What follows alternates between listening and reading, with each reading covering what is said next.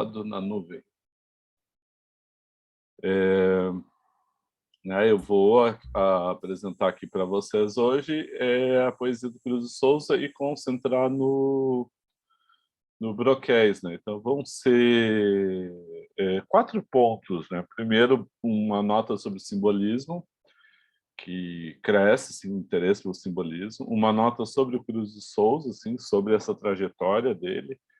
E depois a gente concentrar na leitura de Broquéis, vão ser falar do antífona, as molduras, né, o que abre e fecha o livro, porque o livro é realmente pensado como um todo. O livro de 93, né? Então, assim, que é a antífona e depois a tortura eterna que fecha o livro, né? Que é a invocação da poesia e depois uma espécie de sofrimento pela impotência de expressar tudo o que gostaria. E aí no livro tem a Noiva da Agonia, a Acrobata da Dor, que é um que depois a gente vai analisar com calma, e Lubricidade. E depois, o 4 ponto é a sugestão de análise de 2 poemas, que é o Acrobata da Dor e Música da Morte, do outro livro, né? Tá, então é basicamente isso. Eu vou compartilhar aqui o material que eu mandei para vocês, só porque eu acho que fica melhor, né? Deixa eu ver, compartilhar aqui. Aí qualquer coisa eu vou pedir assim, vão falando, né? Cadê? Compartilhar tela. Tá. Hoje eu estou mais...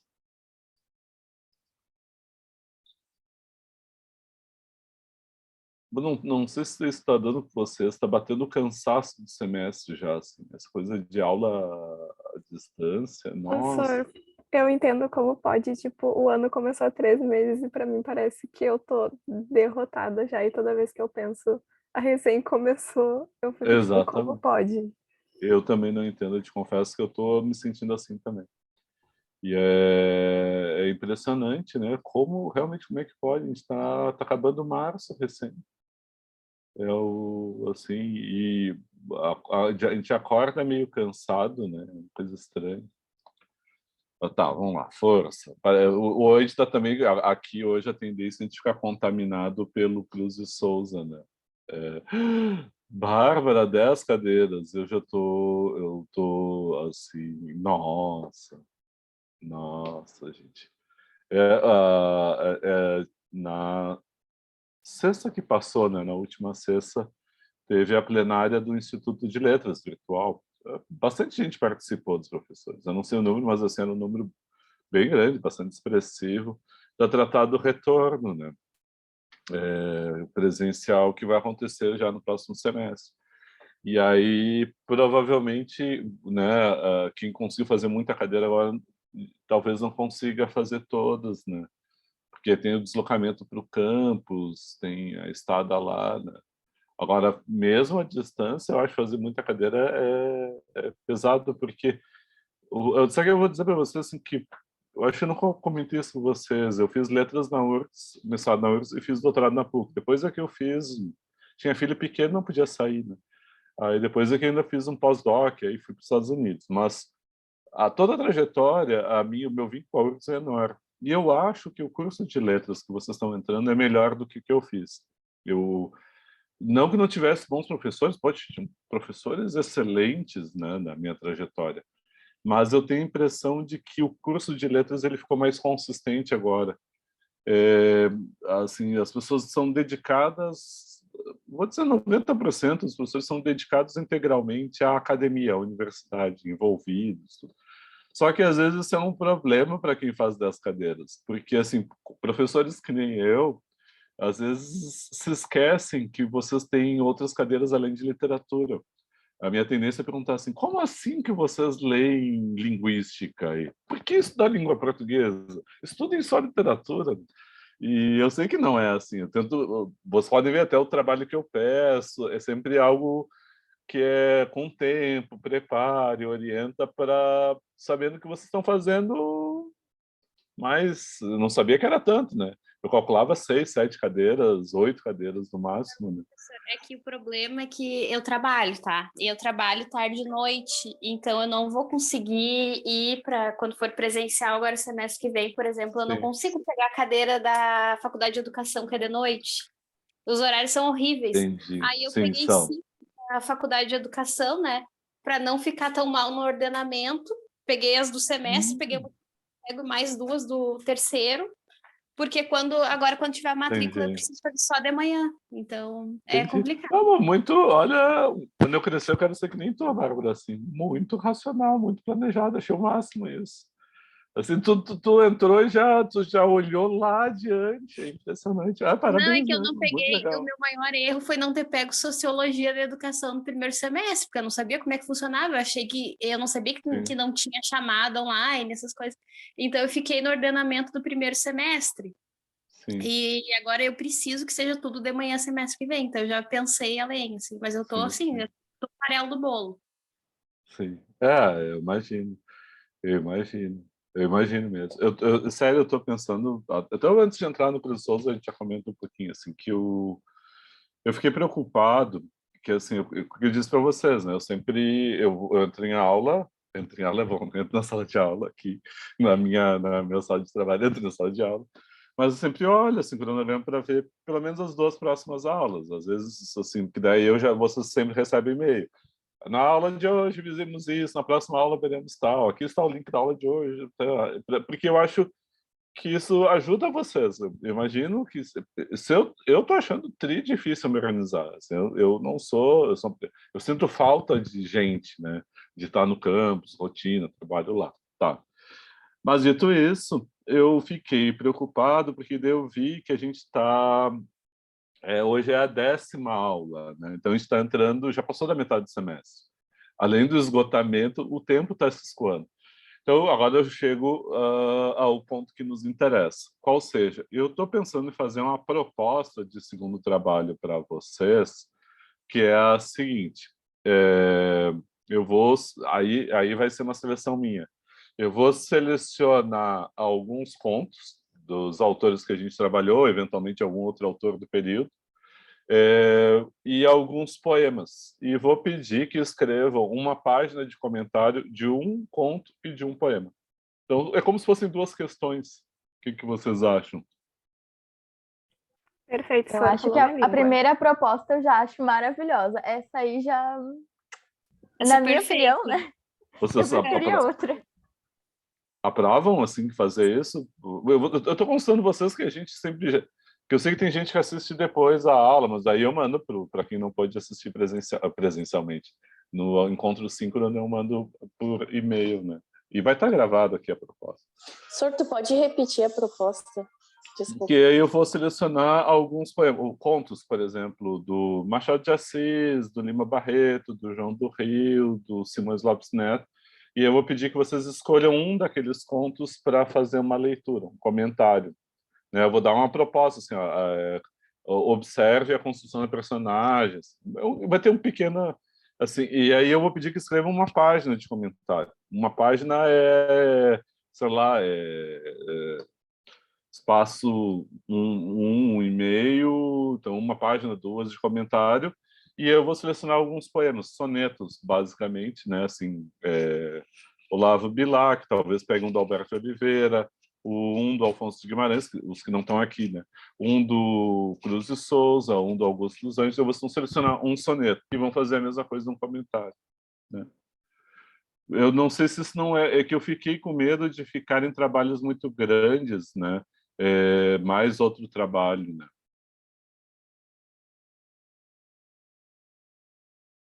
Tá? Pode ser? Vocês topam? Aprovam? Pode ser? Tá. Então eu vou propor isso, eu monto e aí já vou disponibilizando para quem quiser adiantando, né? Porque daí eu já não sei se consigo montar para a semana que vem, que tem banca, tem umas outras coisas para fazer, mas assim, assim que a gente fechar a primeira avaliação, eu já boto a segunda no ar, tá? Então, agora vamos para o Cruz e Souza. Deixa eu só aqui aceitar os que chegaram. Deixa aqui embaixo, quietinho. Tá. Então, agora vamos para o Cruz e Souza. Então, eu já dei o roteiro, né? Vou falar um pouquinho eu vou começar, então, falando do simbolismo. Esses são os itens da aula, o roteiro da aula, né? E o objetivo é apresentar a poética simbolista de Cruz e Souza através da leitura do livro, da obra Broquéis, né, vendo ela como um conjunto, em que os poemas eles são realização, são partes, e eles têm um lugar, inclusive, que eles ocupam dentro de uma lógica de conjunto, né?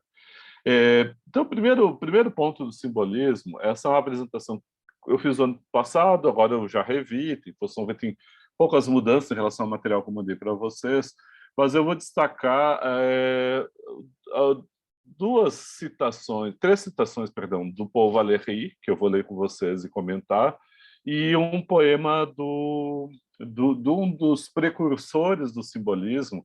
Ele não é simbolista, até assim, estava relendo, por exemplo, sempre dou uma relida, vejo algum desses histórias da literatura para ver como é que organizam. E aí tem uma delas que coloca o Baudelaire junto. Mas o Baudelaire não é simbolista, né? O Baudelaire ele antecede, ele é anterior, né? Eu acho que vocês leem o Baudelaire nas leituras orientadas, né? Eu já Eu li acho... isso. Tu já lês As Flores do Sim, eu Mal. gosto muito dele. Pois é que até eu ia separar eu estava relendo, né? Tá, não tem que ficar mostrando o livro, mas enfim, estava relendo Baudelaire para apontar mais alguns traços de diálogo com a poesia brasileira, porque tem os primeiros baudelairianos que a gente não estudou aqui, por exemplo, um gaúcho, inclusive, Autor Xavier, o Teófilo Dias, e depois tem o Cruz de Souza, e depois a gente tem o Augusto dos Anjos. Inclusive, a gente vai ver o eco do Baudelaire no Bandeira, no Drummond, né? Tem um poema do Drummond que ele diz: é preciso ler Baudelaire, porque assim, é uma referência importante. E a raiz da poesia moderna, a gente pode... Perdão, duas raízes da poesia moderna, pelo menos duas. Uma é na França, que é o Charles Baudelaire, e a outra nos Estados Unidos, que é o Walt Whitman, né? Que eu recomendo vivamente, né? Folhas da Relva, assim, recomendo vivamente. Então, assim, se a gente encontrar, por exemplo, depois vão ler Fernando Pessoa, vão ler o Álvaro de Campos, né? E vão ler aqueles longos poemas de Álvaro de Campos. Ele é muito Walt Whitman. E, bom, obviamente ele diz isso, né? Ele tem uma ode ao Walt Whitman, né? Enfim, mas são duas raízes. E a raiz da poesia simbolista, né, é a poesia do Baudelaire. E é importantíssimo pensar o simbolismo porque ele é a raiz dos movimentos de vanguarda, né? A partir da virada do 19 para o 20, quando as vanguardas europeias começam a florescer, elas estão em diálogo direto, né, com o simbolismo, especial na literatura, né, pensando na literatura. Então é importante, assim, depois eu vou comentar um pouquinho. E aí eu queria marcar alguns pontos a partir desse autor aqui, que está grifado, né? Eu vou pegar uma outra coisa aqui para ir colocando durante a aula. Esse autor está grifado em verde, que é o Paul Valéry, que é, assim, ele foi poeta, perfeccionista, e foi professor da cadeira de Poética e Estética da Sorbonne durante muitos anos, e ele tem a raiz de formação dentro do simbolismo. Vocês podem ver, assim, ele é de 71, então ele acompanhou.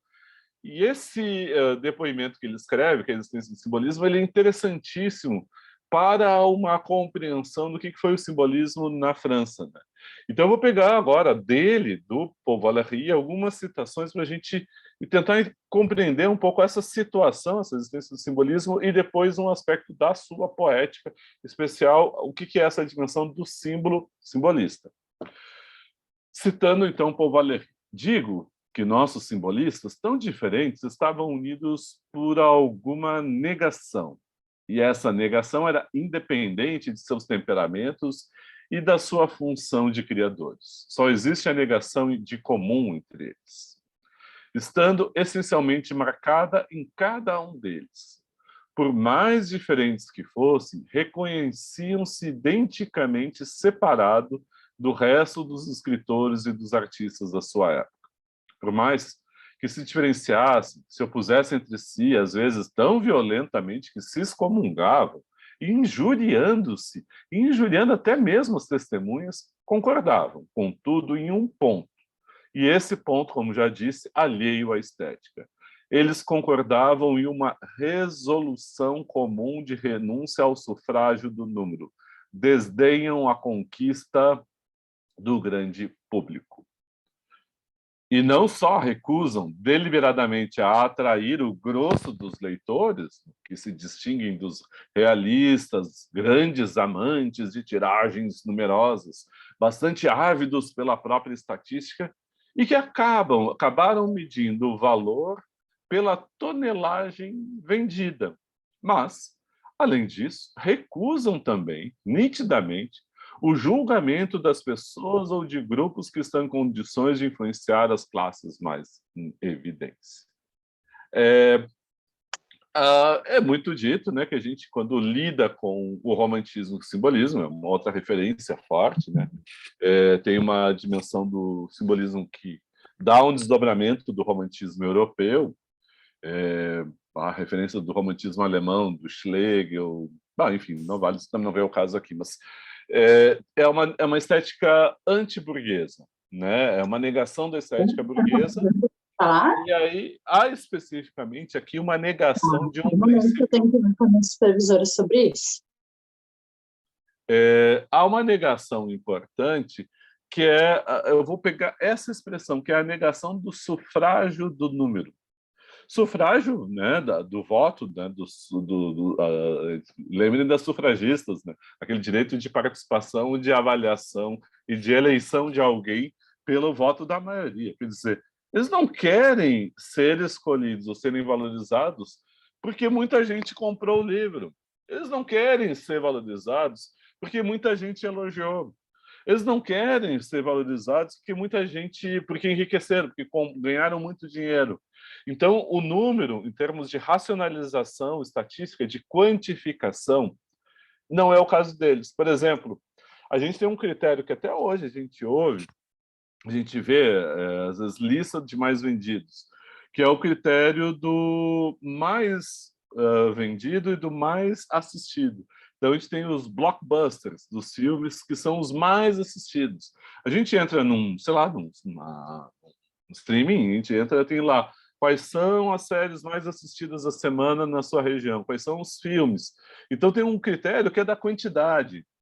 E esse critério da quantidade, Paul Valéry diz, isso é o que tem em comum os simbolistas. Eles não querem quantidade. Então, qual é o critério de valor se não é quantidade? E aí é que ele vai definir. E esse é um dos pontos chaves. A gente pode falar de valores de quantidade e valores de qualidade. Valor é tudo como a gente aplaude. Quando a gente aplaude, a gente vê um bom lance no futebol e aplaude, a gente está dizendo isso aqui é bom, está dizendo isso é positivo. Então, quando a gente estabelece o valor e avalia como positivo algo, tem um critério. Então, eu avalio, né, uma comida pelo sabor ou pela nutrição. Eu avalio, né, a beleza de uma paisagem pelo agrado ou pelo calor ou pelo frio. Eu avalio uma roupa pelo conforto ou pela aparência que eu tenho pelos... Como é que eu avalio? E para eles a avaliação, critérios de qualidade, basicamente, são critérios que não podem ser quantificados. Né? Os românticos negavam critérios de quantidade em nome do amor, em nome da honra, em nome da beleza, né, em nome de valores que os sentiam, né, ou sentiam como realização. Isso está no simbolismo. E aí vem a segunda citação que eu quero fazer, e essa aqui eu acho o melhor caminho para compreender a dimensão do símbolo simbolista. Né? A dimensão simbólica é da natureza da linguagem, né? Quer dizer, quando a gente usa uma palavra, a gente está simbolizando algo que pode ser um referente exterior da realidade, pode ser uma condição interior, pode ser um pensamento, uma entidade abstrata, um número, né? Zero é uma categoria simbólica de algo que não existe no mundo. Só fazer assim, eu vi um poema, quase um poema do zero, do Cruz de Souza, que eu fiquei encantado, eu quase botei aqui para a gente, eu só vou referir para vocês, que é o Lua Nova, que ele fala a Lua Nova é quando a Lua não aparece, e ele descreve a Lua Nova, né, nas suas cores, no seu branco. Então, assim, fecha parênteses, mas então, assim, o zero é uma representação de símbolo. O que é agora, propriamente, o símbolo simbolista? Dialoga com o símbolo religioso, né, os símbolos da tradição, as figuras, apolíneo, dionisíaco, tem a dimensão cristã, né, a figura do Dióniso, né, ela é importante na questão da embriaguez, a possibilidade de se transformar em outro, a figura do Apolíneo, do equilíbrio. Então, a gente tem as palavras na linguagem, a gente vai construindo figuras simbólicas e assim por diante. Pergunta, o que é específico do símbolo, e a gente está falando de arte, simbolista, de uma corrente que é o simbolismo que se via como corrente, né?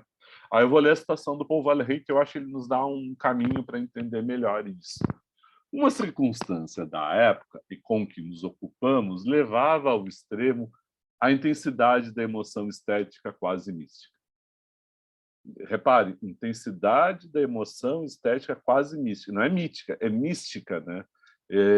Pela queda dos mitos, mas é a ideia do misticismo, a gente está falando, que é uma experiência religiosa, de religiosidade interior. Depois eu já vou só insistir assim, guardem isso. Há uma distinção importantíssima feita no século XIX, em especial pelos românticos, entre religião como sistema. Aí a gente poderia falar das 3 vertentes principais, né? Tem mais, né? Das várias vertentes, mas que são sistemas. Então, a gente tem assim do judaísmo ao cristianismo, a gente tem, né, a religião islâmica, a gente vai ter o budismo, a gente vai ter o hinduísmo, enfim, mas que são sistemas que eu quero dizer, eles têm instituição de igreja, eles têm sacerdotes, eles têm caminhos de iniciação, de ingresso, etc. E religiosidade é uma sensação que pode ser mais mística, quase sentimento, de que o mundo material ele não é explicável por si. Tem algum outro sentido que me escapa, mas eu não sei dizer, não tenho palavras para isso. A linguagem do simbolismo, ela muitas vezes ela chega ao limiar de um lado do silêncio, e aí a pura imagem, então é silêncio, não tenho que dizer, eu só contemplo a imagem, ou da música, que é a pura fruição do som, um sistema musical que não tem a palavra. Mas assim, é como se não houvesse palavras para falar da transcendência, aquilo que é além da compreensão humana e que existe. Então pode ter um sentimento religioso sem ser alguém de uma religião específica. Por isso tem uma defesa ecumênica, né, de que todas as religiões, hoje no Brasil tem muitos lugares que perseguem as religiões afrodescendentes, né, o que dá um choque, um espanto, porque é uma falta de respeito, que é um direito, né? E, enfim, também isso não vem ao caso. Mas então voltemos aqui para a citação do Paul Valéry. Uma circunstância da época com que nos ocupamos levava, e agora eu vou grifar de novo, ao extremo a intensidade da emoção estética, emoção da sensibilidade da arte, quase mística, cuja existência é inseparável do simbolismo. Emoção estética, mística e simbolismo. Entre todos modos de expressão e de excitação, existe um que se impõe como poder desmedido. Esse poder é a música. Como Baudelaire já fazia em sua época, procura todas as ocasiões para ouvir essa música, que para ele é ao mesmo tempo diabólica e sagrada, e seu culto, e seu vício, seu ensino, seu tóxico. Ela realiza como faz uma função litúrgica, liturgia, quase um ritual, né? A função de todo um auditório onde cada membro recebe a totalidade do sortilégio, pois 1 milhar de seres reunidos pelas mesmas causas fecham os olhos, sofrem os mesmos arrebatamentos, sentem-se sós consigo mesmos e, no entanto, identificados através de uma emoção íntima com tantos próximos que se tornaram realmente seus semelhantes. Formam a condição religiosa por excelência, a unidade sentimental de uma pluralidade de vida. O que ele descreve aqui é uma das chaves que, às vezes, alguns estudos do simbolismo perdem. Porque qual é a tendência do simbolismo? É criar um símbolo para expressar estados do mistério, ou seja, aquilo que escapa à compreensão, que não vai ser racionalizado, tem uma distinção importante. Mistério, eu acredito e sou iniciado, e enigma, que eu posso decifrar pela razão. Por exemplo, quando andar, eu decifro enigmas. A gente lê, assim, sei lá, o Cão dos Baskerville, que parece uma assombração, e aí a gente está lendo aquilo e parece ser um mistério. Mas depois, quando ele decifra, a gente vê que é um fenômeno humano. Então, é um enigma. Não é mistério, é enigma. Né? Então, assim, o que ele está falando aqui é um mistério, como os mistérios dos Eleus, os mistérios gregos, que a gente tem que ser iniciado para compreender. Eu tenho que me entregar.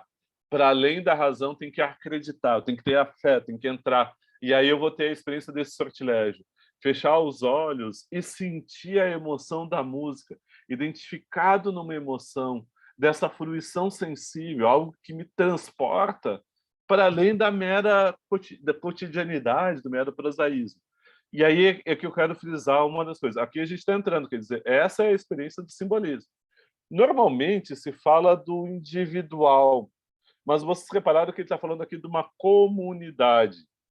Então tem um grupo, uma comunidade que tem em comum alguns princípios existenciais. E isso é fundamental.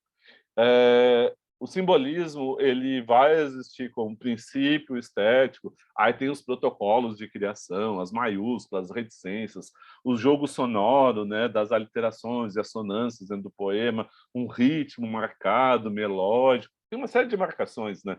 Mas, assim, tem algo que é dessa experiência simbólica, que é uma experiência de comunidade, de integração através desse tipo de emoção. Não é sufrágio no número, então não é uma multidão, é um grupo. E esse grupo ele compartilha uma unidade e essa unidade é dada esteticamente. É interessante isso, porque daí, realmente, aqui visto em azul, a gente está falando do símbolo simbolista.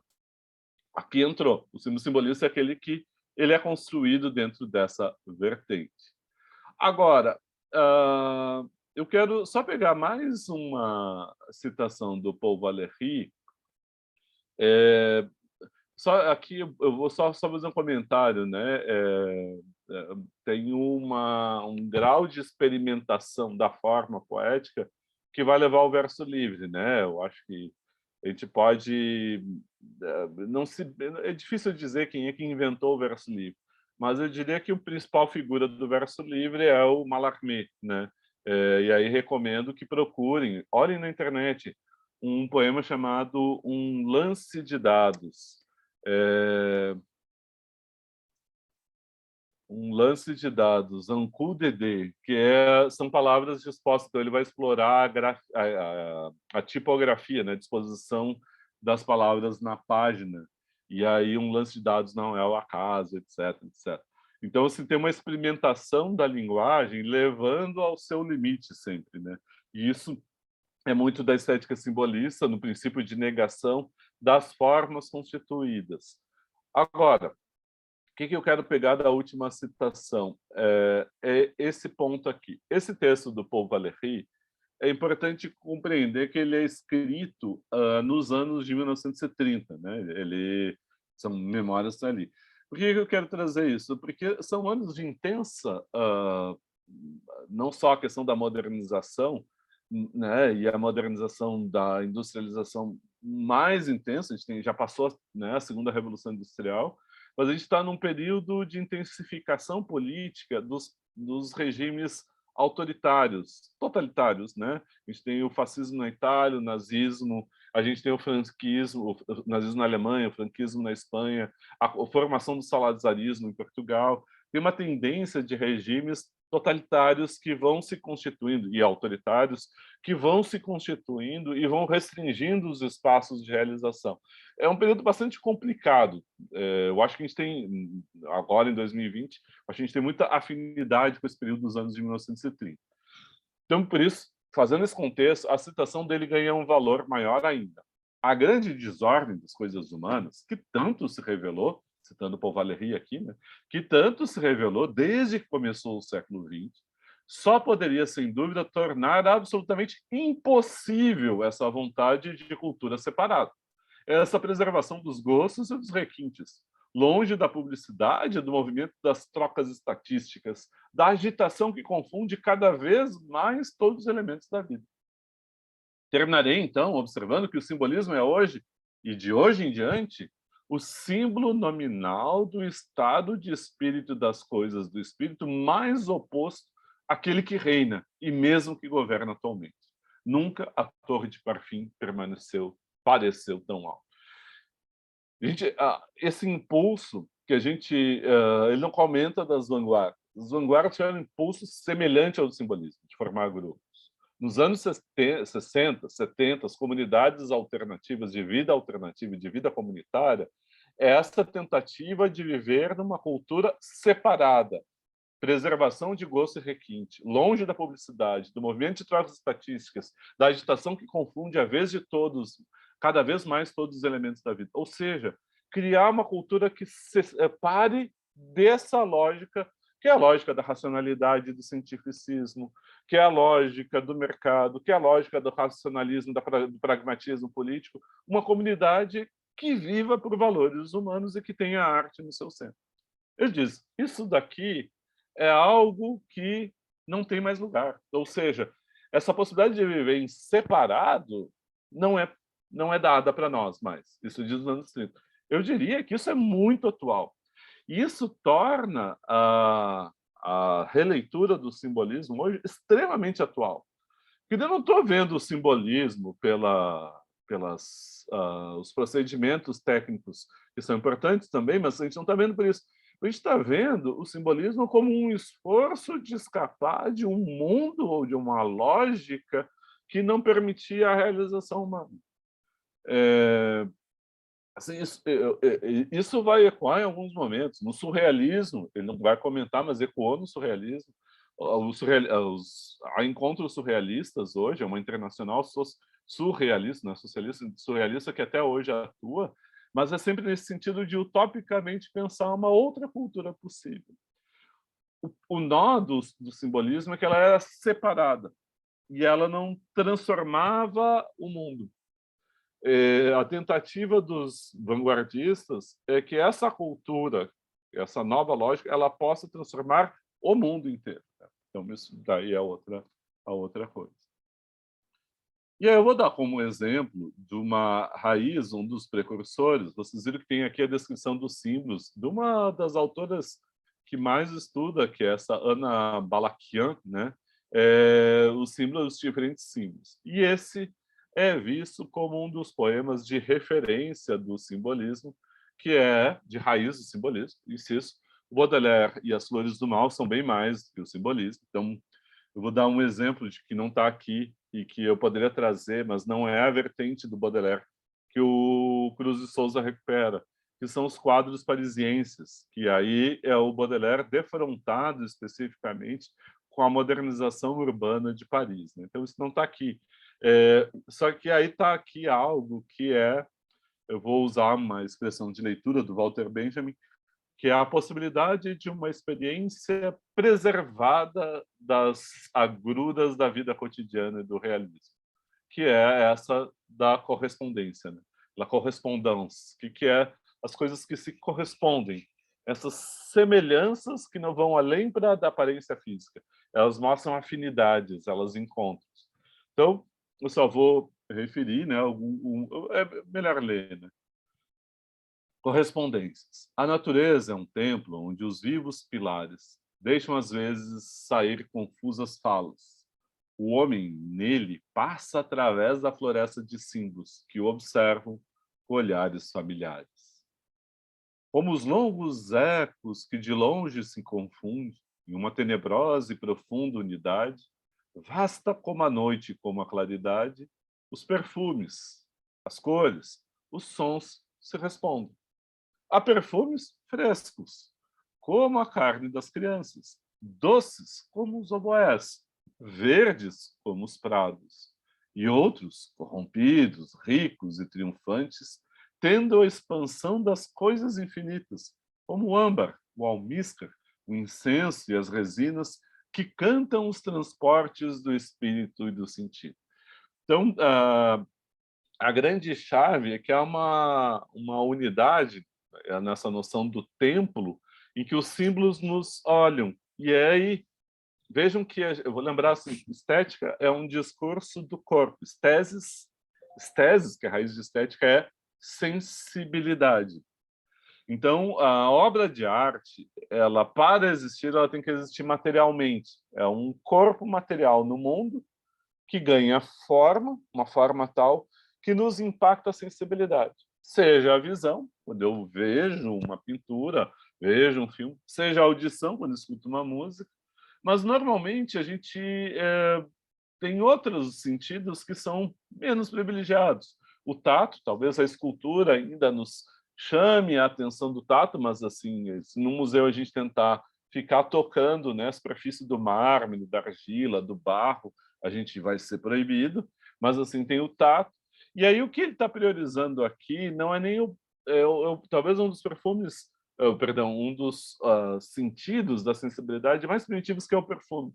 E ele vai falando do tipo de perfume, perfumes frescos, doces como o oboé, então a gente vem para o som, verdes como o prado, a gente vem para a visão e para as cores, e ao final esses perfumes ganham vida e se personificam, que cantam os transportes, os movimentos do espírito e do sentido. Então aqui tem aquilo que é a base, né, quase assim de procedimento da composição do símbolo simbolista, que é embaralhar, é misturar os nossos sentidos, né?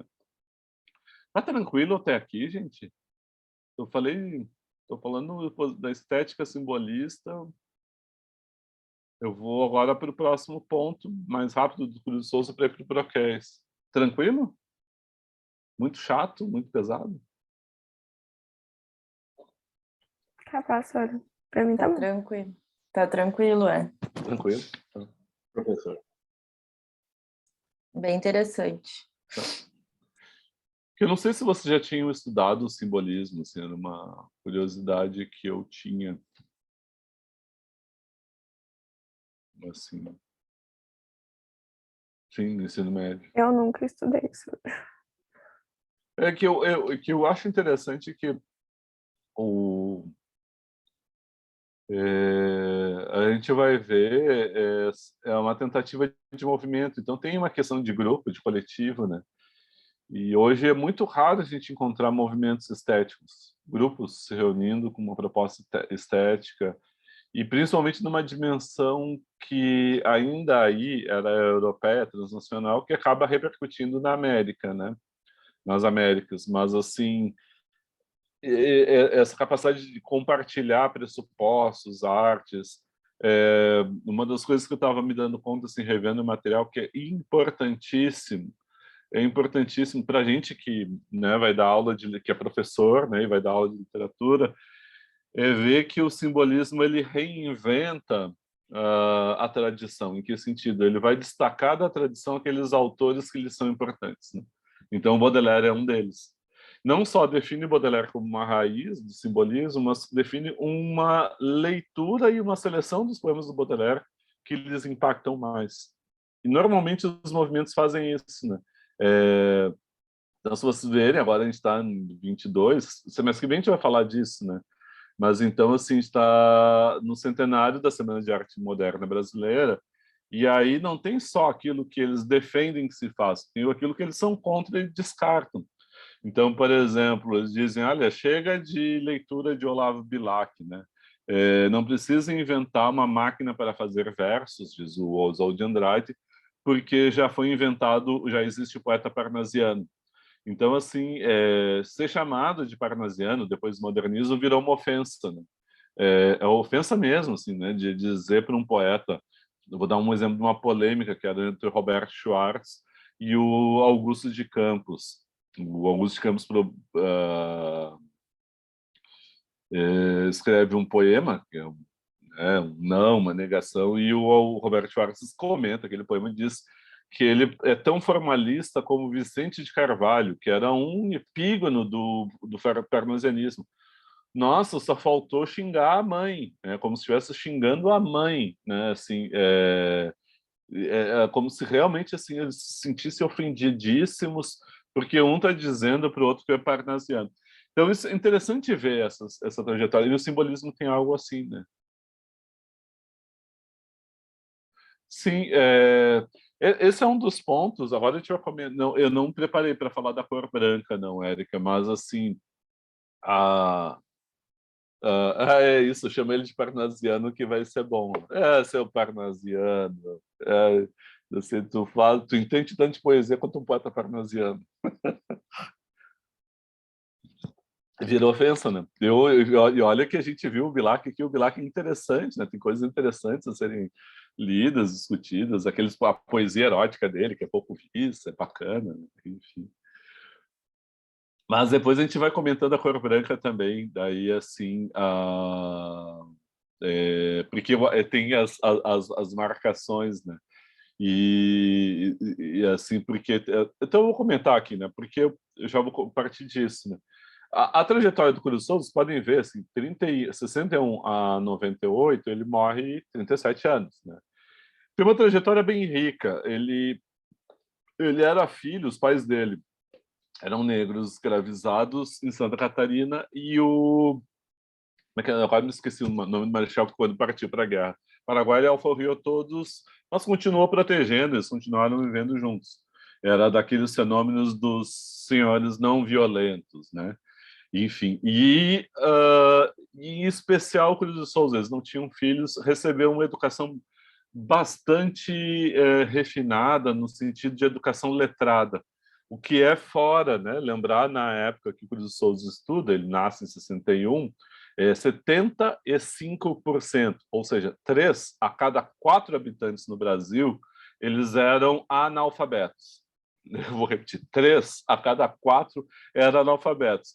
Sendo que desses 25%, muitos não sabiam ler com fluência um parágrafo inteiro. Então, o universo letrado é muito restrito e ele ganha uma educação muito refinada, de aprendizado de línguas estrangeiras, em Santa Catarina. Mas, além disso, ele tem experiência, ele circula com uma trupe de teatro, inclusive circula aqui no Rio Grande do Sul, vai até Rio Grande, ele né, viaja pelo Brasil. Só depois é que ele vai se radicar nos Estados Unidos. Perdão, tem um episódio importante com a Catarina que ele é nomeado promotor em Laguna e é proibido de tomar posse. Ele não consegue tomar posse. Ele é obrigado a ir para o Rio de Janeiro, onde ele sofre preconceitos tremendos também. Em 93, quando ele publica Broquéis, ele vai casar, né, com a Gavita, ele vai ter 4 filhos, vai perder 2, a Gavita enlouquece, ele morre no final de tuberculose e pobre, bastante pobre, né? Ele era funcionário da Estação Central, né? Enfim, e ele era um intelectual destacado, só que ele era simbolista, e o que dominava era o parnasianismo. Ele era simbolista, e aí, avesso ao naturalismo, que domina é o naturalismo. Ele não tem espaço nos jornais. Tem um grupo de simbolistas que ele tenta se articular, mas é um grupo pequeno. Então, a obra dele é preservada por um amigo, que é o Nestor Vitor, né? Que passou os últimos volumes quando ele já estava 97 para 98, muito doente, próximo da morte, né? E até assim, uma semana antes de morrer, ele está escrevendo para o cara, ele consegue um afastamento do trabalho para se cuidar pedindo dinheiro, porque não tinha dinheiro. Então, assim, é bastante complexo. Assim. Então, ele vai sofrer um preconceito por ser negro e por ser pobre e por ser um negro pobre e que tem noção do seu valor intelectual, que era um grande poeta. Então, é muito peculiar a trajetória dele. Então, quando ele lança Broquéis, o Coelho Neto, supõe-se que foi o Coelho Neto, que foi publicado como anônimo, faz um soneto na Gazeta de Notícias debochando da poesia do Cruz de Souza. E depois, né, tem as falas do José Veríssimo, que era um dos grandes historiadores, foi um crítico e é um dos historiadores da literatura, muito bom, inclusive, mas que nas confrontações vai fazer vai dizer assim, pô, mas então era esse aí a esperança intelectual brasileira? Ou seja, há um peso muito grande nele. Aí, assim, agora eu vou chegar à cor branca e às várias leituras, né, possíveis. Que chegou na leitura da cor branca, houve uma leitura racializada, né? Em que sentido? É como se fosse um poeta negro, e ele era visto como cisne negro, o Cruz de Souza, como se fosse um poeta negro almejando a branquitude. Quando a cor branca, ela não necessariamente ela está identificada à cor de pele de homens dito brancos, né? Assim, então não é essa questão. Agora, qual é o ponto? É que tem uma dimensão da pureza. Então, por exemplo, esse poema que eu falei antes, que é o Lua Nova, é sempre a cor da pureza, daquela cor que tem todas as cores, né? De um círculo, que é de uma pureza e de uma capacidade de ascensão, de expressão, em que o branco acaba sendo uma cor simbólica, né? É uma cor importante. E ela percorre a obra dele. Assim, tem vários traços que vão percorrendo. Um deles é essa questão da visualidade. E aí, dentro da visualidade própria do símbolo, a cor branca é um dos componentes importantes, né? A gente volta a isso, depois pode voltar depois, né? A Erika trouxe a questão e aí a gente pode voltar a comentar isso depois, né? Eu olhei para o lado para ver o horário aqui, mas enfim, vamos lá. Eu vou tentar fazer um filtro aqui do documento, assim. Vocês viram, assim, ao montar o documento, eu tentei priorizar broquéis. Então, eu recortei alguns poemas de broquéis para a gente comentar. Então, a primeira coisa que eu queria trazer é a própria escolha do nome e a estranheza das palavras usadas. Então, assim, essa ideia de um pequeno escudo redondo de madeira, qualquer tipo, isso aqui é defesa, proteção, né? Então, assim, tem uma ideia da poesia como uma espécie de defesa mesmo, de proteção que é dada pela linguagem. Mas o outro ponto que eu queria trazer é que a gente vai lendo a poesia do Cruz de Souza, a gente vê uma linguagem não só elevada, mas muitas vezes ele vai trabalhar no fenômeno da estranheza. Quer dizer, aquilo que a gente ouve, mas que foge à nossa compreensão comum das palavras. Para falar a verdade, eu nunca vi outra pessoa usar broquéis, a palavra broquel numa frase ou broquéis numa frase, que não seja para falar de Cruz de Souza, né? Num artigo sobre Cruz de Souza. Põe no Google acadêmico, põe no Google broquéis e vê se aparece o que aparece. Eu não fiz isso, eu estou chutando, né? O que aparece além de Cruz de Souza como referência. Então, assim, é um uso muito específico e muito raro, né? Da linguagem buscando palavras de estranheza. Então, o que eu vou trazer agora é as duas pontas do livro, né? A antífona, que tem essa dimensão de canto, né? De canto religioso. Então, a ideia da musicalidade trazida para a poesia, isso é uma constante, né?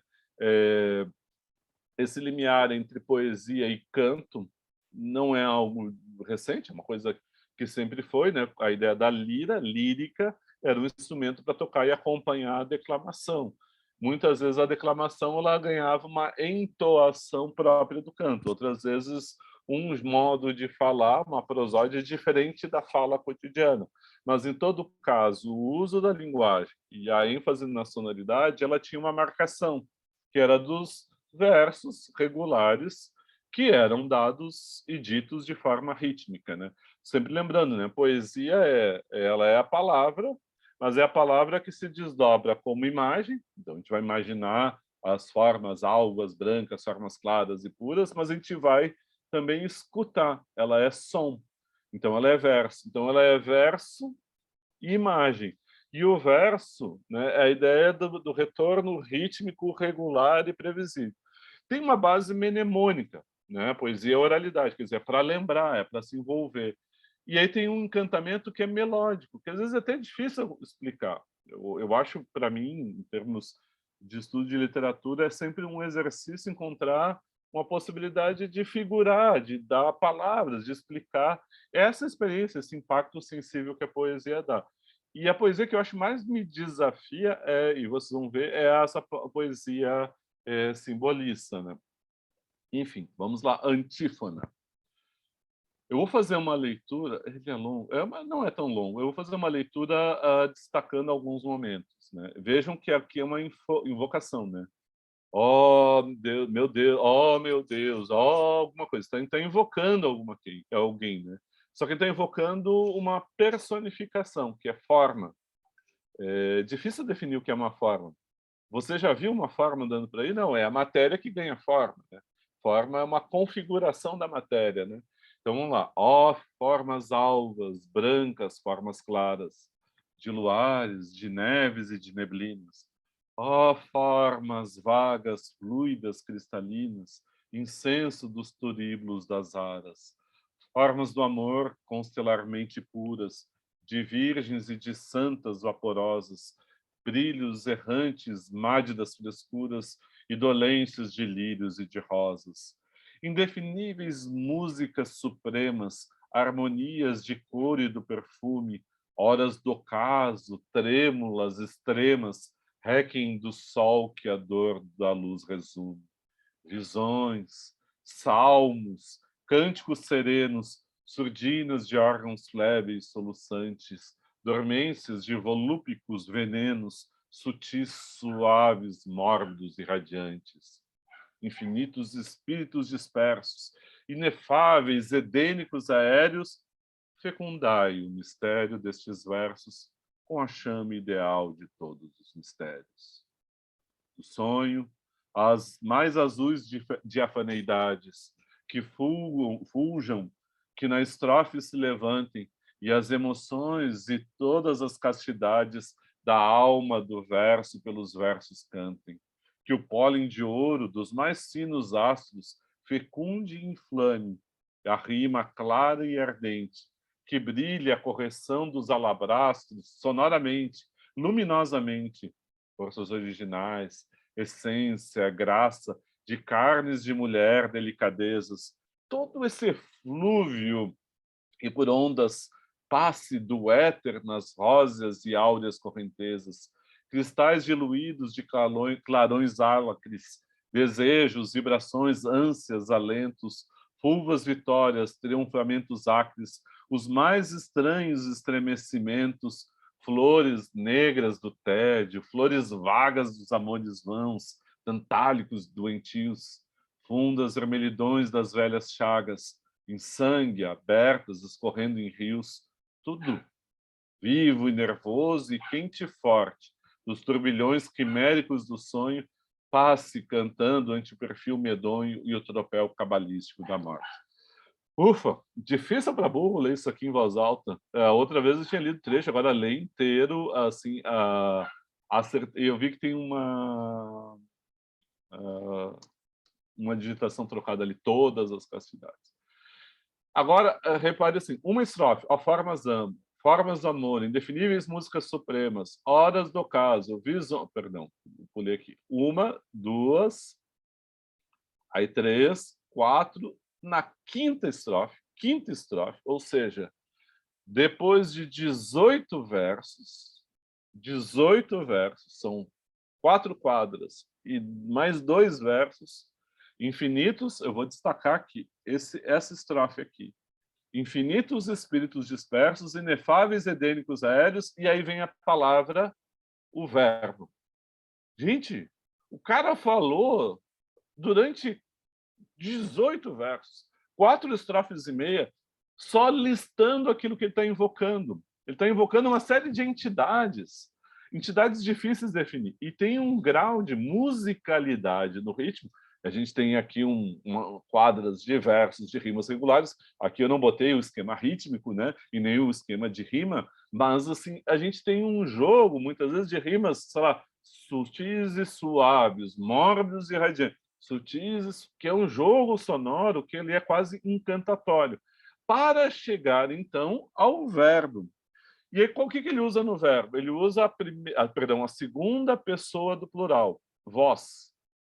Em que circunstâncias a gente usa a voz? Nas circunstâncias muito especiais, circunstâncias muitas vezes de forma de respeito. Hoje em dia a gente usa basicamente em formas de respeito, provavelmente em situações religiosas, da religião, né? Como uma forma de respeito ao outro, de extremo respeito ao outro. No Brasil se perdeu, havia uma expressão antiga em Portugal ainda se usa, no francês e no alemão ainda se tem isso, que é o tutear.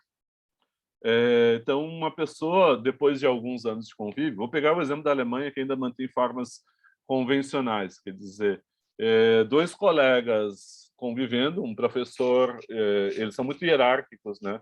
De uma categoria acima e outra abaixo, e esse professor aqui me contou isso, depois de 5 anos de convívio, trabalho, está convivendo, aí o professor que está acima diz para ele, agora ele já está numa outra situação, mas diz para ele assim: pois é, agora que a gente já convive, tem uma certa proximidade, tu podes me tutear, ou seja, tu pode me dizer tu, em vez de dizer her, doctor, professor, de tratar com respeito, diz não, tu. Vocês imaginam isso no Brasil? Inimaginável. Os tratamentos, a gente não tem essa formalidade, né? Então, o tutear. Na França, a mesma coisa, de tratar alguém... Por isso, às vezes, tem pessoas que se dão... Brasileiros vão a Portugal, vão para outro sistema educacional, se dá mal. Não é se dá mal, mas tem um movimento inicial de estranhamento, é porque entra num sistema que é muito mais formal. Aqui, todos nós, a gente é muito mais próximo, as relações são mais próximas, né? É um outro campo. Em todo caso, volto então para o uso do fecundai. Ele pede que todas as entidades que ele trata respeitosamente, ou seja, ele coloca para cima, ele pede que fecunde, que desçam e fecunde, uma fecundação, quer dizer, que tragam vida, ou o mistério destes versos, o que ele quer que ele fecunde? Com a chama ideal de todos os mistérios. Ele quer que haja uma fecundação, ganhe uma vida aquele mistério dos versos. E aí ele está invocando, como se invoca muitas vezes uma musa, né? Se invoca a musa para que ela entre fecunde. Então, assim, a poesia. E aí depois ele volta, novamente, vai ter um movimento de listagem, né? Ele está falando da estrofe, está falando do verso, está falando da rima, até chegar ao final com um exagero. Tudo, vivo e nervoso e quente e forte, nos turbilhões quiméricos do sonho, passe, cantando ante o perfil medonho e o tropel da morte. E aqui está, eu acho que uma das questões chaves para o Cruz de Souza, porque uma das tópicas, um tópico, um tema central para ele é a da morte, do enfrentamento da morte. E aí o oposto da morte, o que se enfrenta da morte, é essa fecundação do verso, da poesia, através dessas formas de beleza e mistério. Ou seja, é como se tivesse de um lado a vida e a morte. O que representa a vida para ele é a poesia. E aí as formas simbólicas com que ele faz a construção da poesia. Então esse é um canto de invocação, né? Ele está invocando. Se vocês lembrarem, a gente falou antes do parnasianismo, que convive mais ou menos na mesma época, né? Aquele volume Poesias do Bilac, a primeira edição de 88, essa edição aqui de 93, são só 5 anos separando. Aí o primeiro poema que introduz, né, poesias é Profissão de Fé. Depois é que vem Panóplias, depois é que vem Panóplias, Via Láctea e as Sarças de Fogo. Então, assim, nesse primeiro Profissão de Fé, ele diz: qual é a minha fé? Lá ele faz um poema pelo estilo, pelo trabalho do ourives, que minuciosamente, como um cinzel, ele faz uma obra clara, límpida, de visualidade, de limites muito marcados. Então, se olhar o que o Bilac propõe e agora o que Cruz de Souza está propondo aqui, que a gente está vendo, são concepções de arte e de poesia radicalmente diversas. Os dois têm a ideia de uma arte pela arte, mas qual é a diferença? Lá a arte é um ofício, é um trabalho entre outros. Então era o Bilac poeta, o Bilac jornalista, cronista, conferencista, né, militante pela educação pública, etc. Mas assim, é um ofício, é um trabalho. Aqui não é só trabalho, aqui é mistério, aqui é um ritual religioso praticamente, e nesse rito o poema é uma expressão. Então são concepções muito radicalmente diferentes de arte e de poesia, né? Até daria para fazer aquela lembrança de quando o Bilac viaja pela sua primeira vez, vai a Paris, lá o simbolismo é dominante, ao contrário do Brasil. E ele fala, essas pessoas decadentes, afinidade, simbolismo tinha muita afinidade com o decadentismo, né? Decadentes, eles fazem umas coisas que a gente não compreende, incompreensíveis. Claro, Bilac não compreendia o que propunha, por exemplo, o Cruz de Souza, né? Eu vou só pular eu quero só, aí eu vou citar aqui o Tortura Eterna, que é o último poema do livro, que fecha o conjunto. E esse tema da inânia verba, né, não teria acento, né, enfim, mas aí ficou ali no automático, provavelmente. Mas, assim, inânia verba, que é da impotência essa criativa. Depois a gente vai ver um poema do Cruz de Souza, do Augusto dos Anjos, que fala da mesma coisa. Só que o que aqui a gente tem de beleza, da elevação da linguagem, do uso da linguagem, o Cruz de Souza, vocês vão ver que ele é... Perdão, o Augusto dos Anjos é mais agressivo. Mas vejamos aqui a tortura eterna. Tortura não é nada mais, nada menos do que tortura. Impotência cruel, ó vã tortura. Ó força inútil, ansiedade humana. Ó círculos dantescos da loucura. Ó luta secular insana. Que tu não possas, alma soberana, perpetuamente refulgir na altura, na aleluia da luz, na clarosana do sol, cantar imortalmente pura. Que tu não possas, sentimento ardente, vibrar nos brilhos do ar fremente, por entre as chamas dos clarões supernos. Ó sons intraduzíveis, formas, cores, que eu não possa eternizar as cores nos bronzes e nos mármores eternos. Se lá no outro é um poema oração, quase um rito de invocação, para que fecundai os mistérios dos meus versos, aqui é um lamento. Se é um outro tipo de oração, uma espécie de lamento, que também tem um lamento religioso, né? Da sua impotência, que eu não possa, que tu não possas, alma soberana, que tu não possas, sentimento ardente, aí a impotência cruel, que eu não possa eternizar as cores. É um lamento. Ele não completa.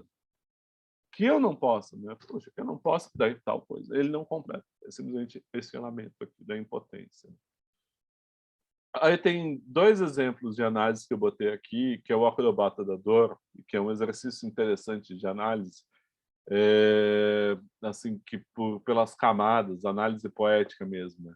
A camada sonora, o vocabulário, o objeto, o ponto de vista, que é muito preciso aqui. E esse poema aqui do Acrobata da Dor, ele é um poema aqui do Broquéis, né? A gente tem lá o Noiva da Agonia, que, nossa, fiquei impressionado na releitura. Vários outros, né? Cadê? Não, tá, aqui é o Fecundar. Considerações, vou pular. O Lubricidade, da poesia erótica, né? O Noiva da Agonia, que é um poema de difícil paráfrase ou explicitação, porque vocês lembram que a agonia é aquele momento prévio da morte, né? É aquele que antecede, é os últimos instantes que antecedem a morte, os momentos de agonia, os momentos agônicos. É um sofrimento tremendo que antecede. E aí ele está fazendo o poema se dirigindo à noiva da agonia, aquela que vem abraçar para que ele vá para a noiva. É difícil, é uma simbolização essa muito peculiar, é muito interessante para a figuração dessa sensação de sofrimento e de proximidade da morte, né? Mas eu queria só ler, então, o Acrobata da Dor e depois citar dos dois últimos poemas. Sim, é o Dante Negro, né? Eu vou dizer assim, do simbolismo tem um diálogo que o que mais mais avultam são as diferenças, né? A diversidade dos dois, assim. Agora, o que vai trazer propriamente assim, em termos de trabalho de linguagem, de elevação da linguagem, né, que um e outro têm, é tremenda. Mas, assim, primeiro, a questão do Dante Negro tem algo de elevação dele, do Cruz de Souza, como um dos grandes poetas. Era o Cisne Negro, o Dante Negro, porque ele era um poeta excepcional. Eu acho que um dos grandes poetas da literatura brasileira até hoje é o Cruz de Souza. Então, assim, é uma ideia de excepcionalidade na mesma proporção que seria o Dante como para a poesia italiana, né?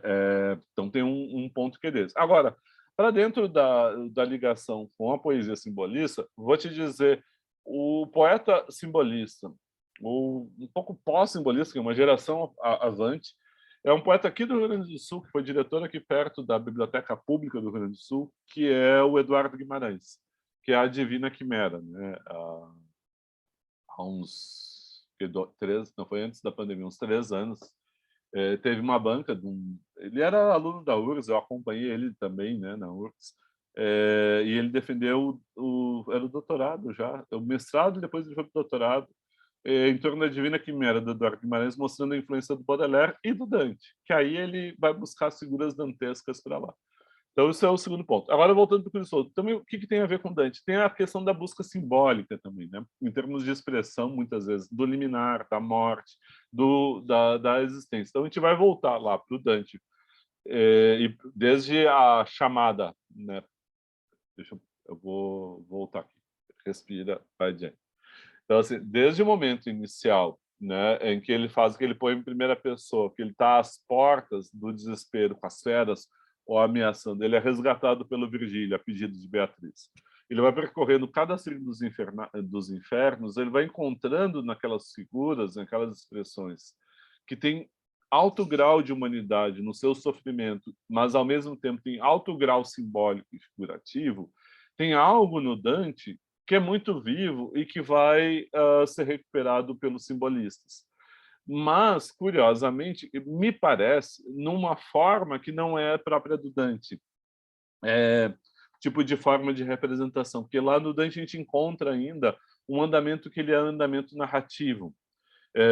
No percorrer os círculos do inferno, encontrando os tipos históricos da sua época, ele vai mostrar algo em termos de realmente de sofrimento humano ou de quase de um realismo transcendente, que é algo da condição humana materialmente representada que a gente não vê nos simbolistas, né? Então tem um diálogo importante, né? Que é de investigar e de fazer. Agora, eu confesso que ele foi chamado de Dante Negro, mas eu não me lembro de ler ou de encontrar estudos que façam a demonstração da presença na poesia do Cruz de Souza de elementos dantescos, né? Isso é interessante, assim. Agora eu fiquei bateu na cabeça, né?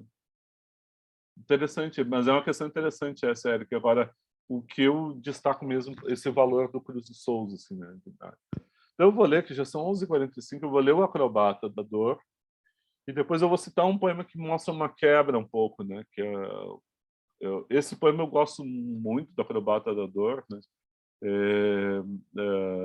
E eu confesso, eu reli as anotações que eu fiz, mandei para vocês e eu faria tudo diferente agora, porque eu achei que elas estão muito chinfrins, né? Mas elas é só mais assim, como notas de estudo mesmo.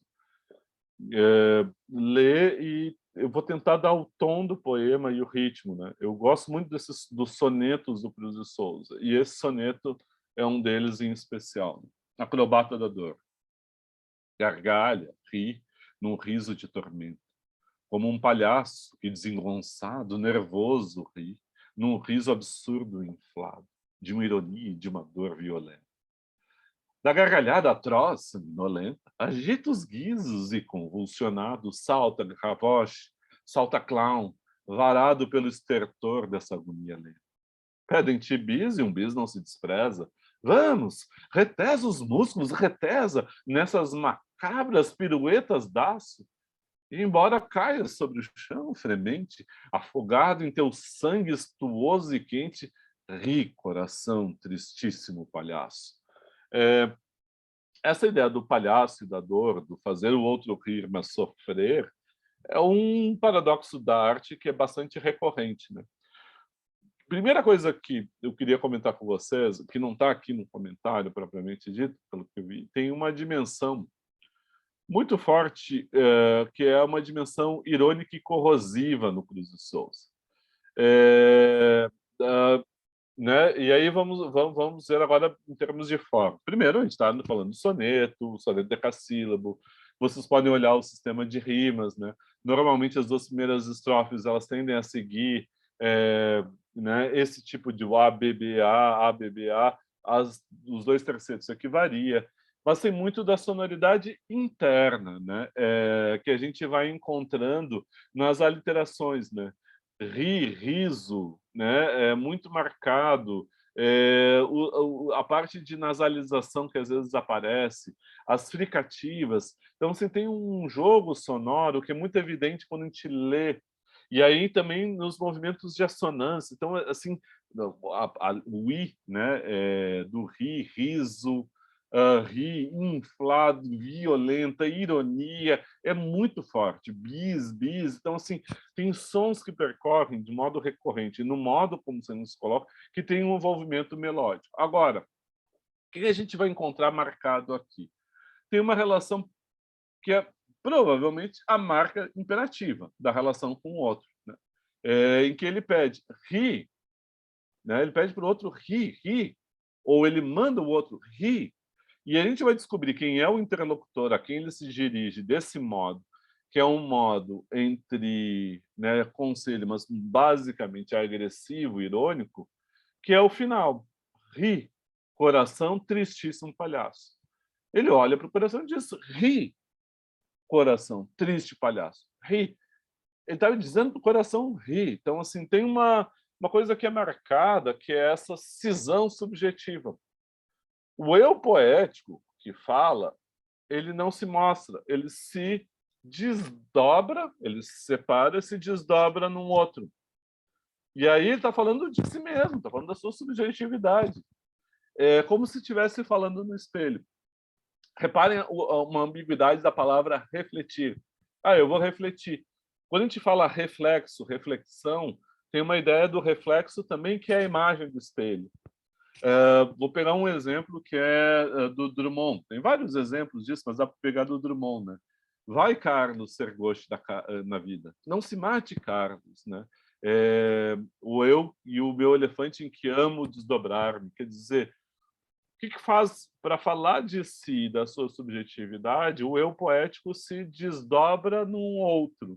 Quem é esse outro que ele conversa? É o próprio coração. É como se ele pudesse falar da sua emoção, do seu coração, de modo cindido.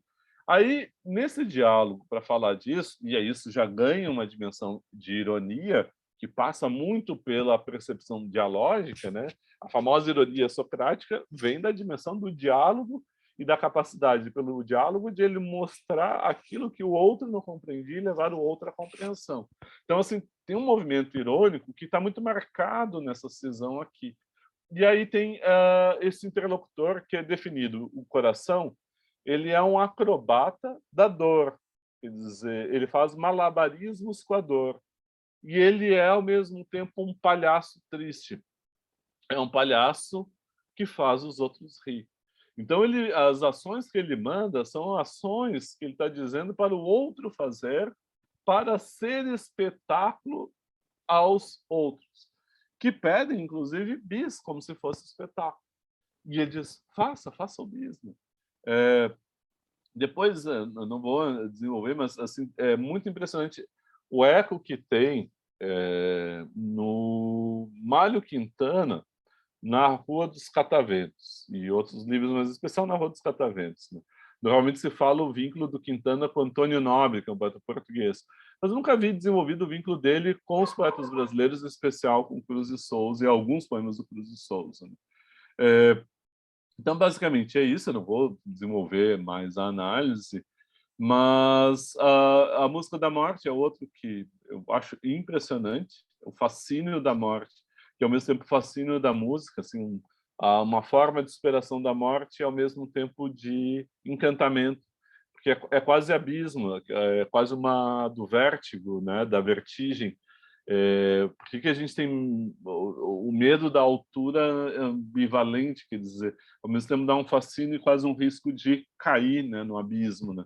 Então, a Música da Morte tem essa marcação muito interessante, assim, dessa ambivalência própria do Cruz de Souza em relação à morte, né? Que são dois poemas, um mais famoso, que é o Outros Poemas, o Assinalado, né, que eu estou trazendo aqui, que aí a gente está falando dos últimos sonetos, e do livro derradeiro eu trouxe os Escravocratas, né? E esse aqui é para mostrar uma vertente que eu acho que é importante, porque o Cruz Souza sofreu críticas por uma tendência, principalmente nos dois primeiros livros, Broquéis e Missal, que depois os outros livros, eles praticamente são livros póstumos, né, que ele faz em vida, ele entrega para o Nestor Vitor, ele já está muito doente, ele não vai viver a repercussão dos outros livros, né? Ele se isolava muito para escrever. E aí parecia que ele era alguém desligado dos problemas da realidade brasileira. Primeiro, ele sofria muito por ser pobre, ser negro, por ser um intelectual qualificadíssimo, um grande poeta. É como se ele não pudesse dizer poesia por ser um intelectual pobre negro que trabalhava como funcionário público numa condição menor. Então, sofreu muito isso. Agora, o que é muito raro se ver comentado é essa capacidade sarcástica, né, que transparece num poema de feição satírica, corrosiva, forte, que é esse dos escravocratas, né? Olha a força disso. Ó trânsfugas, né, desertores do bem, né, esses caras que fugiram do bem. Ó trânsfugas do bem que sob o manto régio, manhosos, agachados, bem como um crocodilo, viveis sensualmente à luz de um privilégio, na pose bestial de um cágado tranquilo. Eu rimo de vós e cravo-vos as setas, ardentes do olhar, formando uma vergasta dos raios mil do sol, das iras dos poetas, e vibro-vos a espinha enquanto grande basta, o basta gigantesco, imenso, extraordinário, da branca consciência, o rútilo sacrário, do tímpano do ouvido, audaz de me não soar. Eu quero em rude verso altivo, adamastórico, vermelho, colossal de estrépito gongórico, castrar-vos como um touro ouvindo-vos urrar. É de uma força a imagem final, porque ele quer castrar como um touro ouvindo urrar, ou seja, ele quer fazer o sacrifício, fazer a violência da castração, mas não é com nenhum cuidado, ele quer ouvir o grito de dor. Então tem a dimensão de uma sátira violentíssima contra os escravocratas, e eu acho que o verso, né, um verso-chave, é aquele da primeira estrofe. Viveis sensualmente à luz de um privilégio na pose bestial de um cágado tranquilo. Né? Crocodilo e cravo são répteis, frios, sangue frio. Eles vivem sensualmente parados à luz de um privilégio. E aí eles se opõem a isso. Eu rio de vós e cravo-vos a seta. Tem um jogo no Cravo-vos que, se a gente lê, e eu, claro, eu li em voz alta antes da aula de hoje, de novo, que é difícil de ler, então tem que preparar antes, que é o jogo que parece escravos, né? Escravos, escravos. É como se fosse uma sublimação mesmo. Eu rio de vós e cravo-vos as setas ardentes do olhar. Então, assim, tem a ideia do riso e da violência destrutiva em relação ao outro. É uma atualização, é muito simples de fazer isso, mas é complicadíssimo ver a realização disso como está aqui no Cruz de Souza, que a definição da sátira é uma definição simples. É a destruição do objeto pelo riso. Eu destruo um objeto pelo riso. É a sátira. Pelo rebaixamento. Então, quer dizer, o que eu faço? Eu vou... normalmente, a sátira contra figuras poderosas, eu vou fazer com que aquela figura poderosa, que me parece acima de mim no seu poder real, eu vou me vingar dela, eu vou satirizá-la, mostrando traços que são risíveis e vou rebaixá-la para destruir. Tem um objeto que é um objeto crítico, possivelmente crítico na sátira, que é destruir esse objeto, essa figura de poder, rebaixando-a. Porque aí eu inverto. Eu, pelo meu olhar, que cravo o ardente do olhar, e pela minha capacidade, né, discursiva, eu consigo rebaixar o outro. Eu inverto.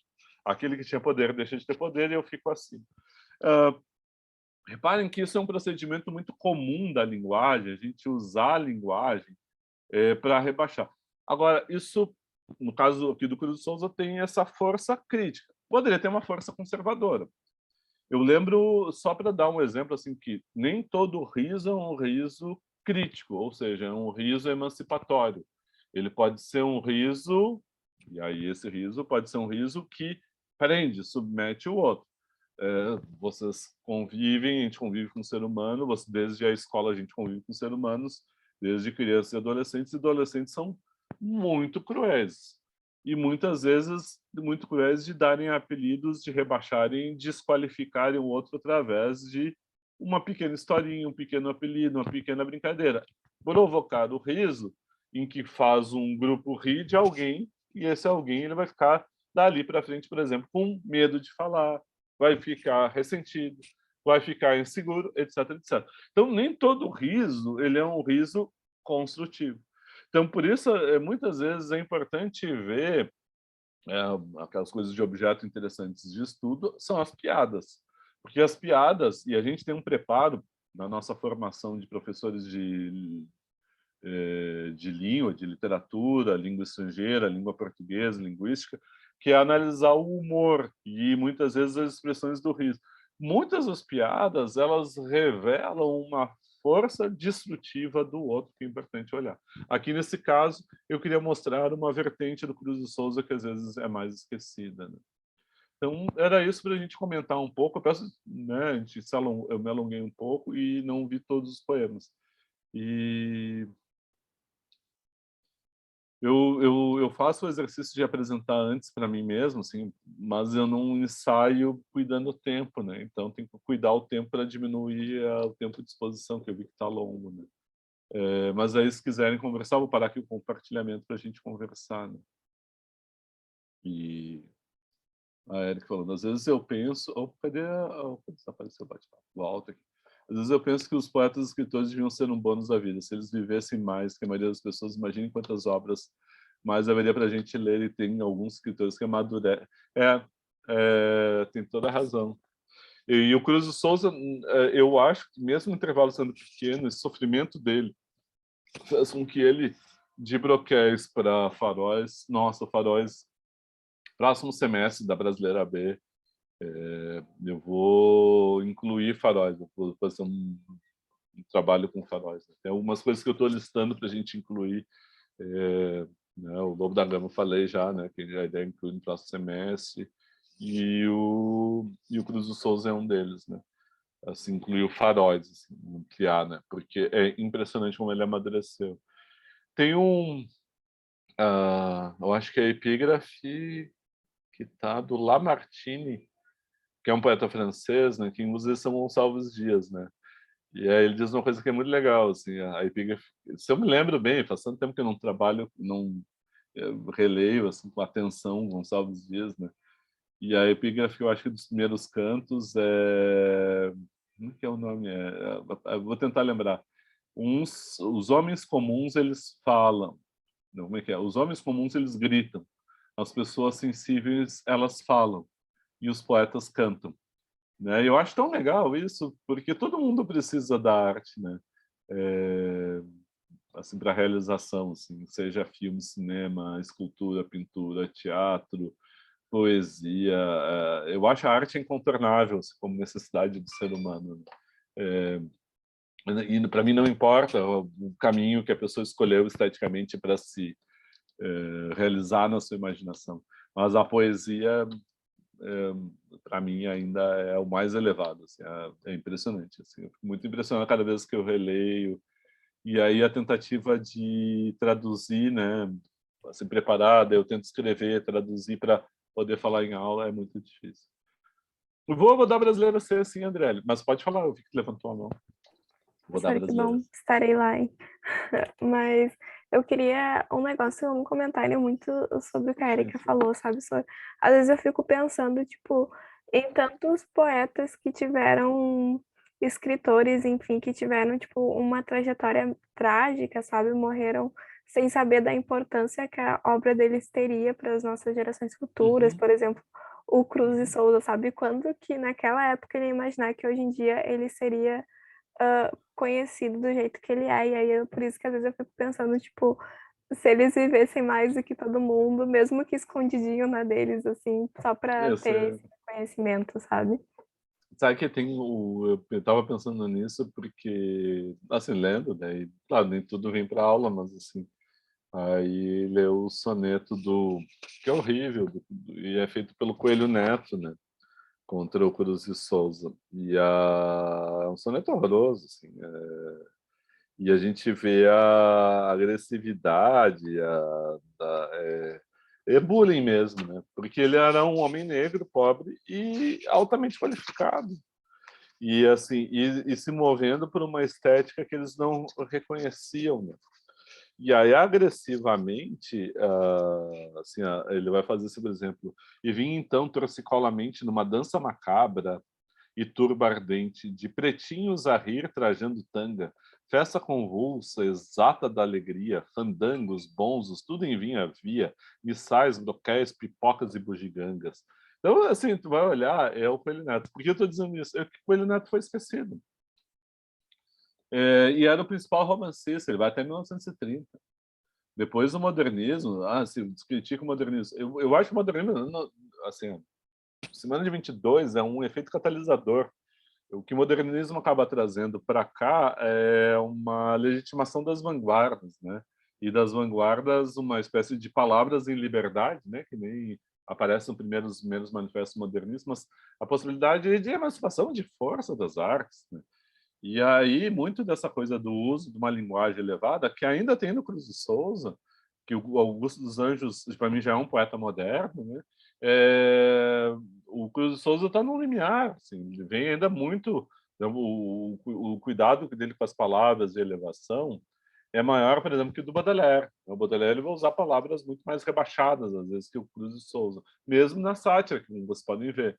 Mas, assim, é, a poesia moderna, o modernismo e as vanguardas nos tiraram a ideia de que fazer, por exemplo, uma escrita de um romance tem uma ideia de elevação de linguagem. É muito mais aberto, muito mais... Enfim, mas Cruz de Souza foi esquecido, o Coelho Neto foi esquecido. Escreveu aquela jossa e foi esquecido.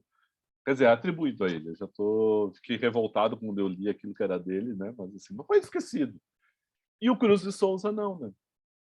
E aí tem umas coisas que são impressionantes, assim, né? E o sofrimento em que ele morreu, né?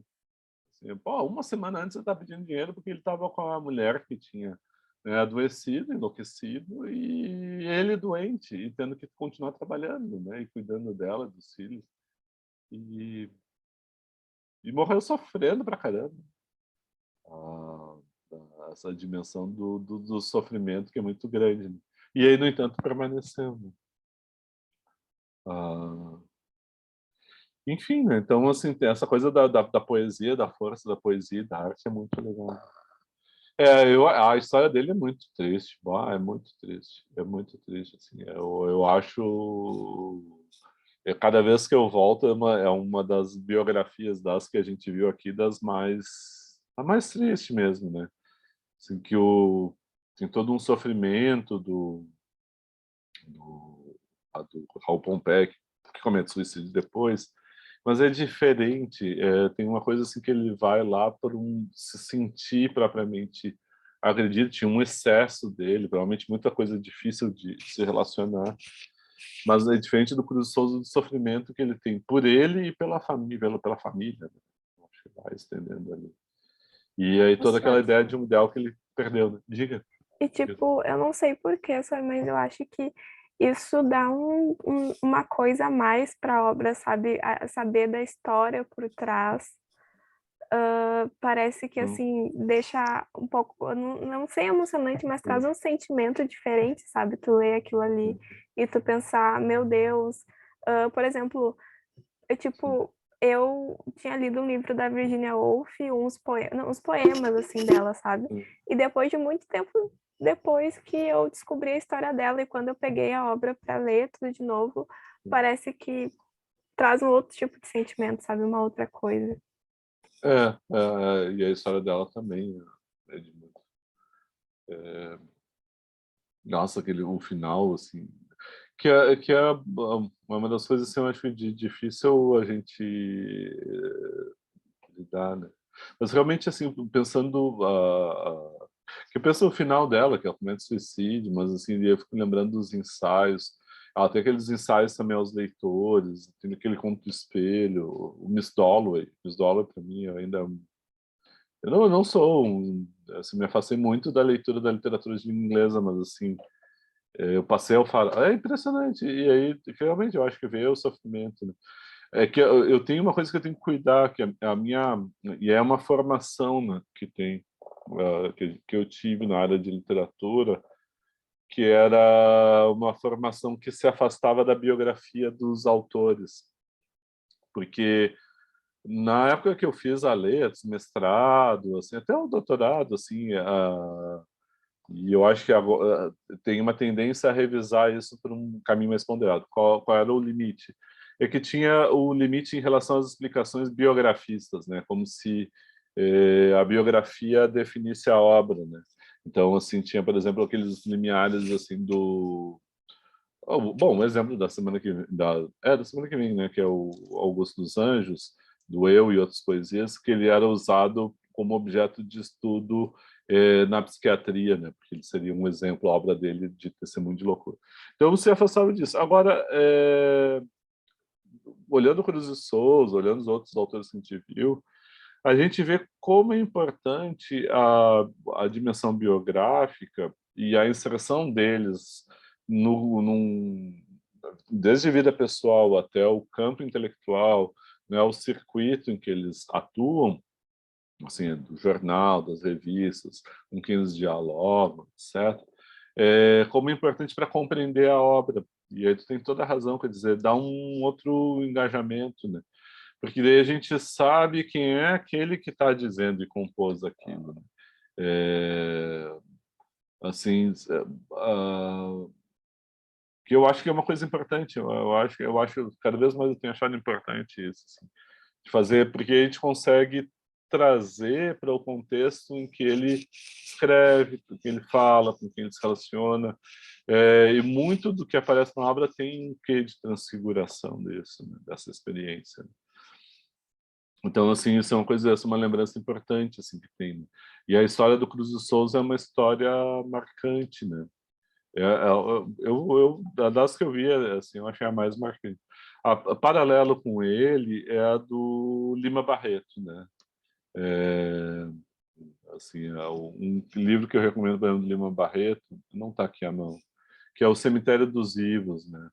Porque aí ele, da questão do alcoolismo, das internações que ele sofreu, e é muito impactante porque ele lida com essa questão da loucura com muita lucidez. É um paradoxo assim, tremendo, né? Mas é a outra história que eu vejo desses intelectuais que a gente está lidando aqui, né? São as duas histórias mais impactantes, né? Porque assim, os outros todos, todo mundo tem sofrimentos, mas assim os outros todos passam ao largo. Acho que os que passam mais ao largo são poetas como o Bilac, né? Bilac foi o príncipe dos poetas, reconhecidíssimo em vida, realizado, fazendo campanhas. E eu não tenho nenhum problema com a realização ou fazer uma obra bem sucedida. É só que isso não pode ser o critério para definir o valor de algo, né? Ser o critério exclusivo, né? E é isso a gente vê. Deixa eu só fazer um outro comentário também. Tem a questão que eu ia recomendar para vocês. Dê uma procurada, podia ter trazido. Eu pensei, no fim, não fiz. Da pintura simbolista também, né? Que eu acho que vale dar uma olhada, que às vezes ajuda a visualizar um pouco esses tópicos que o simbolismo brasileiro atualizou e trouxe, né? Eu fiquei só com uma dúvida, aproveitando agora que Claro. você falou de simbolismo, sobre o Baudelaire. Ele veio antes, né, do simbolismo da Isso, França, exatamente. e aí ele seria considerado modernista? Não. Ou Não, não? Não ele tinha. escapa um tanto das classificações. Tá. É um dos casos que escapa. E é mais do que classificação, né? Dos grupos, assim, né? Porque o Baudelaire tem escrito sobre o Flaubert, né? Então ele estaria ali. Então já foi chamado de Uhum. poeta de raiz do simbolismo, poeta realista. Mas ele acaba escapando, né? As denominações. Ele vem do romantismo, mas escapa ao romantismo. Já não é mais um poeta romântico, escapa. Então, assim, a gente está vendo aqui os poetas todos dos anos 70, anos 80, né? Anos 90. Aí no Brasil é mais tardio o simbolismo, anos 90. Só que aí o que acontece? O Baudelaire ele foi testemunha, por exemplo, da Revolução de 48 na França, né? Ele foi testemunha da modernização. Então, eles escapam tanto a isso. O que ele é visto, e aí vem uma distinção importante, ele é visto como assim, quem fala de poesia moderna põe o Baudelaire na raiz. Poeta ele não é modernista, porque não tem um grupo, Sim, ele não moderno. tem um grupo de vanguarda que se articulou para romper com as concepções de arte antes. Ele é um poeta moderno. O que é o traço moderno da poesia dele? Quando a gente falar do Augusto dos Anjos, eu já vou dar uma... Eu vou só abrir aqui e ver se eu acho o poema. Só um minuto de paciência, que é menos de um minuto, é só o tempo de abrir o poema, que eu não quero... é só para, assim, não ter que ir lá procurar o livro, né, dele, a obra. Mas, assim, o Augusto dos Anjos, eu queria demonstrar um pouco por que ele tem uma dimensão de poeta moderno, né? Aqui, deu ali, tá. Que é, assim, na poesia do Eu e Outras Poesias, ele já tem algumas dimensões que ela é vista muitas vezes com mau gosto, como ruim, como exagerado, mas ele vai usar palavras que não eram vistas como palavras da poesia. Por exemplo, as palavras que vêm do campo da ciência, né? Assim como ele usa palavras que são da ordem do comum. Assim, por exemplo, o budismo moderno, que depois eu quero ver se eu ponho, tem a gravação do Arnaldo Antunes, né? Que hoje até vai fazer show em Porto Alegre. Tome, doutor, essa tesoura e corte minha singularíssima pessoa. Que importa a mim que a bicharia nos roa todo o coração depois da morte? Ah, o urubu posou na minha sorte. Também das diatomáceas da lagoa, a criptógrama cápsula se esbrou ao contrato da bronca destraforte. Sempre para ler essa estrofe, obviamente eu nunca uso diatomácea na minha vida, nem criptógrama, tem que fazer a decifração. Mas repare que no mesmo poema tem tome, doutor, essa tesoura. Isso é um verso prosaico, né? E ao mesmo tempo ele tem um uso elevado. Então, assim, ele mistura na linguagem poética campos diferentes do discurso propriamente. O discurso comum, o discurso elevado. Um estilo elevado, um estilo baixo, um estilo alto, um estilo baixo. Ele usa palavras do dia a dia ou palavras prosaicas da ciência com palavras que dão um grau de elaboração poética. Então, e a raiz disso é o Baudelaire, é a poesia moderna, né? E aí os leitores de Baudelaire, eles vão como que se apropriando de facetas da sua poesia. É muito curioso, assim, né? Então, por exemplo, a faceta do simbolismo tendeu a se apropriar mais daquele poema do Correspondance, né? Do Andar ali, que é um poema elevado e que mostra, é uma das facetas modernas, a poesia elevada mesmo, de buscar um símbolo capaz de dar a natureza humana. De outro lado, tem poetas que pegam mais o lado grotesco, que é uma poesia realista aqui, né? Chega das virgens pálidas, cleróticas, etc, etc, que é Teófilo Dias, ele quer as carnes cruas. Aí é um outro lado do Baudelaire. Então, assim, tem algumas misturas. E o que a gente vai ver, o que eu acho o lado mais interessante do Cruz de Souza, é justamente essa apropriação, né, da poesia baudelairiana dos lados mais complexos, que é justamente esse de misturar o alto e o baixo, né?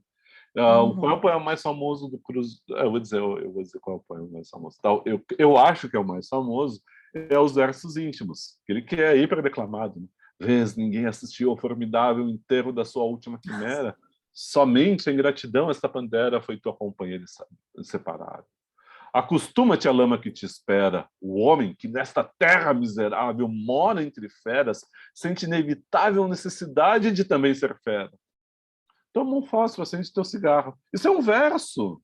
Ele pega duas frases, para mim são frases de boteco. A gente está bebendo cerveja na calçada, tira a massa para beber cerveja, está bebendo na calçada, não fuma muito tempo, pede assim, vê o outro fumando, pega um cigarro para falar, daí alguém te diz, toma um fósforo, acende teu cigarro. Isso é frase de conversa de boteco, de botequim. Só que isso ele põe num soneto para falar de um tema trialto, que é da solidão e do desencantamento de perder todas as ilusões, e é um poema hiperagressivo. esse poema chama mais atenção normalmente pelos versos finais, né? O beijo, amigo, é a véspera do escarro. A mão que afaga é a mesma que apedreja. Se alguém causa ainda pena a tua chaga, apedreja essa mão vil que te afaga, escarra nessa boca que te beija. Aí é grotesco. Isso a gente tem forte na poesia satírica do Cruz de Souza, mas não tem. Aqui tem um grotesco, que é mais repulsivas, porque ele vai rebaixar o beijo, que é um dos contatos amorosos mais íntimos de intimidade, ele vai rebaixar grotescamente a uma agressão, que é escarrar naquela boca que te beija, vai agredir aquele que te ama. Então, é agressivo para burro. Só que o outro lado que eu acho, além dessa agressividade, é a simplicidade de versos como esse. Toma, doutor, esta tesoura. Toma um fósforo, acende teu cigarro. Que é um prosaísmo que ele traz, uma fala prosaica, né, que ele traz dentro da poesia. Então, assim, por isso que agora eu voltar, né, o Baudelaire é visto como moderno, porque ele diz: este céu está escuro como a tampa como uma tampa. Podia ser tampa de caixão, tampa de panela, né? Então, assim, aí ele faz um curto-circuito na linguagem muito legal, né? Sim. Um pouco é o que a gente vai ver semana que vem com o Cruz de Souza, né? Que é um poeta tão bom, né, também, mas menos refinado que eu acho que o Cruz de Souza, mas mais conhecido porque ele acaba sendo mais acessível, né? Mesmo com essas palavras científicas, ele acaba sendo mais acessível na sua linguagem, né? Mais interessante. Enfim, eu não sei se vocês sabiam que ele era um dos poetas que era o Álvares de Azevedo, e até pouco tempo atrás, de livros de poesia vendidos no Brasil, um dos livros mais vendidos era o Eu e Outros Poemas do Augusto dos Anjos, né? Impressionante. Faz tempo que eu não vejo os dados, mas assim, é impressionante. No fim, já me estendi sobre o Augusto dos Anjos, né? Mas essa tua pergunta, ela é fundamental para ler poesia moderna. É preciso ler Baudelaire, sem dúvida nenhuma. E não preciso ler Baudelaire. Baudelaire é o poeta da raiz da poesia moderna, na vertente francesa. E a outra é o Walt Whitman, o Folhas da Relva, né? Eu acho assim, é incontornável a leitura desses dois para pensar a poesia moderna.